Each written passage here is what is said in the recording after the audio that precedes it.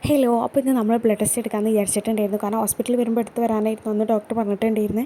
അത് നമ്മൾ ശ്രദ്ധിച്ചിട്ടുണ്ടായിരുന്നില്ല. അപ്പോൾ ഈ പ്രാവശ്യമെങ്കിലും എടുത്തിട്ട് വരാൻ പറഞ്ഞിട്ടുണ്ടായിരുന്നു. അങ്ങനെ ഇന്ന് എന്തായാലും ലാബിൽ പോയിട്ട് എടുത്ത് വെക്കാമെന്ന് വിചാരിച്ചിട്ടുണ്ടായിരുന്നു. ഇപ്പോൾ ഡ്രസ്സായിട്ട് വേറെ ഇന്ന് പർദ്ദൻ്റെ ഒരു കാര്യം പറയാനായിട്ട് ഡ്രസ്സിന് മേൽക്കൂടെ ഇട്ടാൽ അതിൻ്റെ കാര്യം കഴിഞ്ഞല്ലോ. പിന്നെ അത് നോക്കേണ്ട ആവശ്യമില്ലല്ലോ. പിന്നെ കംഫർട്ട് എന്ന് പറയുന്നതും ഏകദേശം പർദ്ദ തന്നെയാണ്.